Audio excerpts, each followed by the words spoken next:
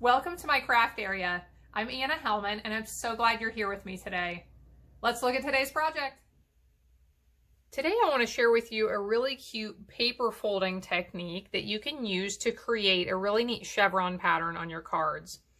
So here are a couple of samples. Here's one. I made two of the same one, and this is the one that actually inspired it that I received in the mail a while back, and it's upside down, isn't it? So let me tell you what we need, and then we'll get into making one of these. So you are going to need 5 pieces of designer paper that measure 1 inch by 2.5 inches. And those are what are going to create the chevron pattern. When you're picking out your designer paper, I really suggest that you choose a really small print, and you need to choose one that you like the print on both sides, because you will be seeing both sides. And you also, it's probably best if you choose a print that is not directional, so it doesn't really have a top and a bottom. So 5 pieces of 1 inch by 2.5 inch designer paper, and then you need a piece of 3 7/8 inch by 5 1/8 inch cardstock or designer paper that will be this piece you see on the top here, piece of 4 by 5 1/4 for the mat right behind it, and then your card base that measures 5.5 by 8.5. So I have already prepared the pieces for this one we're going to make today. So I already have the mat and the card base and everything assembled here. For this one, I am using the Ice Cream Corner designer paper, and the stamp set I use is from that same bundle, the Sweet Ice Cream bundle. I love the scripty font and the words in the set. Now, I will mention on this one, I used the Ornate Garden designer paper and the Bloom and Grow stamp set, and I embossed this piece on the front for this one. So that's an idea of how you can do this. You can use the designer paper, you can use plain cardstock. There are a lot of different ways to use this. So with your small strips, now we need to fold these and get them prepared to create that chevron print. You want to lay them so that the print that will show in that center strip, these little center strips, that is the print that you want to be face up. The print that you want to be on the corners, that is the print you want to be face down. So I'm going to lay mine this way. And you do want these to be, we'll start with these horizontal. We're going to do 3 of them one way, and the other 2 are going to be a little bit different. So what you need to do, lay it horizontal, and then I want you to grab the top left corner and fold it down so that it is at, so that the, what was the end of the paper is basically flush with the bottom of the paper now, and you have the angle here piece. Then you're going to take the bottom right corner, fold this piece up. I'm trying to do this so that you can see what's happening. Fold this up so that that edge is now level or even with the top edge. Okay, if you want to use your bone folder, you can. What I found is I just wait until the end, till everything's assembled, and then I use my bone folder over the whole thing. Okay, so I'm going to do that again. Same thing again. So top left corner, fold it down so that it's even with the bottom edge of the paper. Crease that. Bottom right piece. Fold it up so that it's even. And one more time, we need 3 of these. So fold the top left corner down, fold the bottom right corner up.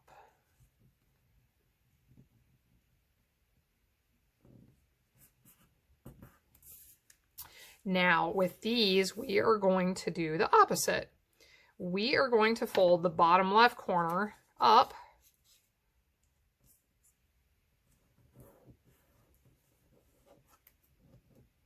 top right corner down.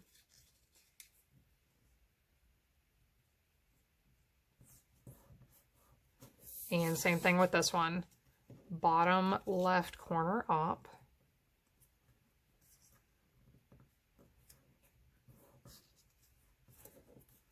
top right corner down. Okay, so these are all prepped and ready. Now, I'll show you how they will lay out on the card. Now that I've done this a few times, I'm ready. I would just put adhesive right on the back and get on with attaching them, but I want to show you what's happening first. So now, I should have kept these separate. Now I want to alternate them. So the ones that you made 3 of, you can put one on the edge. Then you're going to grab one of the ones that you made 2 of, attach it. One of the ones you made 3 of goes back up. The one you had 2 of comes back down.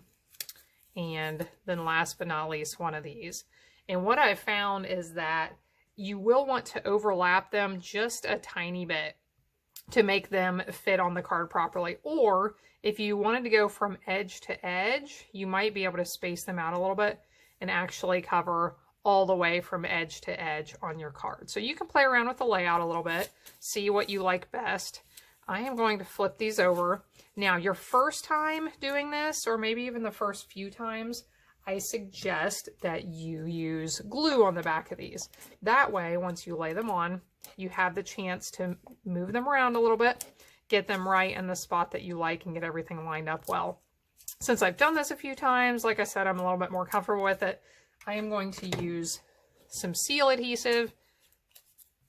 That way everything stays in place as soon as I put it on there. Okay, so we'll just attach these on. And again, I lost track of which pieces were which, so I will figure it out here. I'll put this one on, coming back down.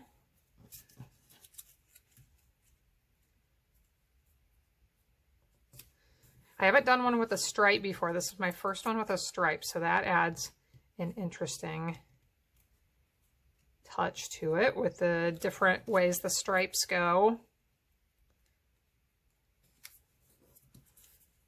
And this one shifted on me a little bit.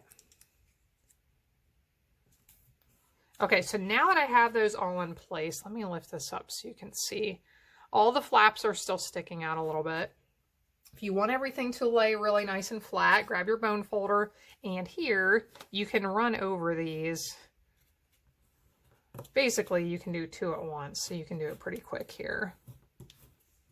And then it's up to you if you want to leave it just the way it is with those flaps loose, or if you want to, you could actually put a little bit of glue or a little adhesive under there to hold them down.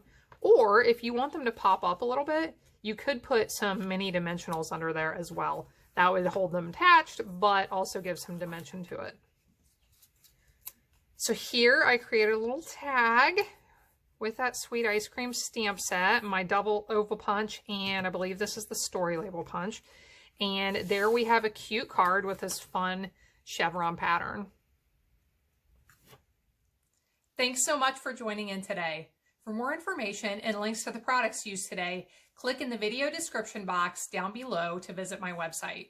Make sure you also click down below to subscribe to my channel and hit the little bell to receive notifications when I share new videos. I truly appreciate you being here, as well as every like, share, and comment that I receive. I'll see you again next time when I'll be back helping you to hand make with love.